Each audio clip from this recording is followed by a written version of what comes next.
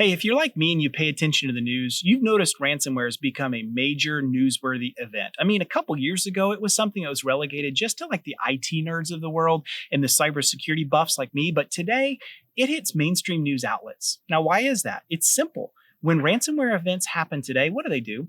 They shut down everything. They shut down full access. I mean, look at some examples, which we'll dive into in a minute, of complete shutdowns and how it impacts all of our daily lives.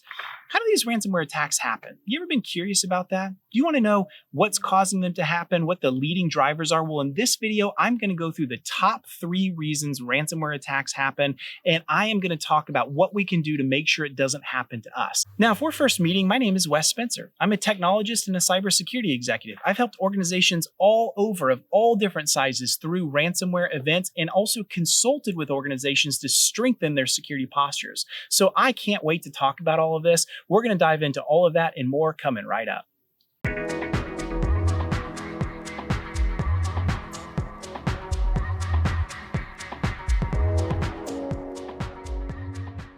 Hey, as we get started, would you do me a favor? Would you hit the like button? Would you hit subscribe? I want to grow my user-based content, and you doing that is critical to making that happen. So thank you so much. Okay, so we've been talking about ransomware events and how these things happen. Let's paint a picture and use it as an illustration of why this is so important. You remember last year when the city of Atlanta got hit by a ransomware attack? I mean, that was a big deal, wasn't it? If you lived in the city of Atlanta, it was a complete shutdown for you for all government services. You couldn't get a license plate. You couldn't even get a marriage certificate. And why was that? Well, it was a complete and systemic shutdown of all systems inside the city government. And they decided, notably, and I think to commend them, not to pay the ransom. The difficulty for them meant recovery of all of these different systems, leading to things being offline until it happened. That's killer. So how does this stuff happen? Well, I want to talk about the very first, right out of the gate, the number one thing you've got to do to make sure ransomware doesn't hit you. And you know what that is? Get rid of Remote Desktop Protocol, or RDP. That's what I'm going to call it from now on in this video. RDP is killer. Now, I'm not saying don't get rid of it internally. You can use it internally if you need to, but get rid of it externally. So here's why everyone likes RDP, and especially in this pandemic world right now where we're all work from home, it's an easy way to connect into all of my services remotely. But guess what? Just like I can use it to connect in, so can bad guys. Bad guys can very easily and do scan the entire internet looking for open RDP services. At my cybersecurity company, we have enormous amounts of network data that we can use for research. And I wrote a blog post on this topic. I was curious to see if there was an increase in this pandemic world of new RDP attacks and new attention to RDP.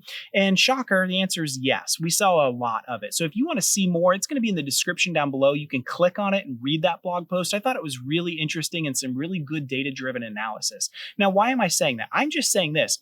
Bad guys have known before, and they certainly know now, RDP is the easy way in. Because we use it to connect in, they do the same thing. So they scan internet wide. One easy way they use to look for open RDP is, guess what? Shodan. It's an Internet of Things search engine, and I'm going to show you an example of looking for RDP services. It's absolutely trivial. By the way, if anyone's interested in me diving more into Shodan and doing a deep dive analysis, leave a comment down below. I'd love to know if that's something of interest to you, and I'd be happy to show you how security professionals and bad guys alike use RDP to search for and look for notable events. Okay, so RDP is a big deal. Bad guys use it to connect in. Now, how is it they use it? Well, they use it really simply. They use it just like we use it. They connect, they see what they have access to, they look at the banner, and if they discover this belongs to a particular company, they start using recycled credentials from password dumps, they start using password spray attempts, and they get access. That may sound trivial, but shocker, it's not.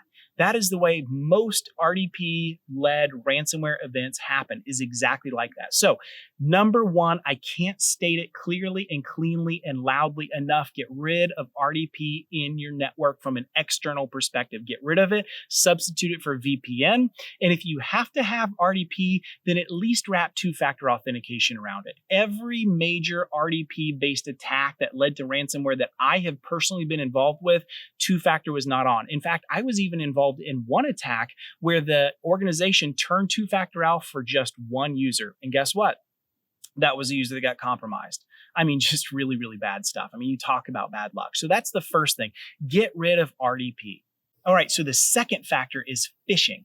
I know we've been talking about phishing for a long time, us security professionals, but phishing is what it is. It's a big attack vector and it's something that we all face. So we've got to be aware of phishing attacks. We've got to reduce that. User awareness training is important. Setting a culture of security to make sure all organizations say, hey, could this be a phish? Who do I report it to? How can we take quick action to make sure we don't get hit around that? And spear phishing, where an organization goes after you directly, your organization directly, using your technology and your footprint to say, I want to craft an email that looks like it's from you or somebody you know to go after you directly, just greatly amplifies the attack vector and the commonness of those things happening.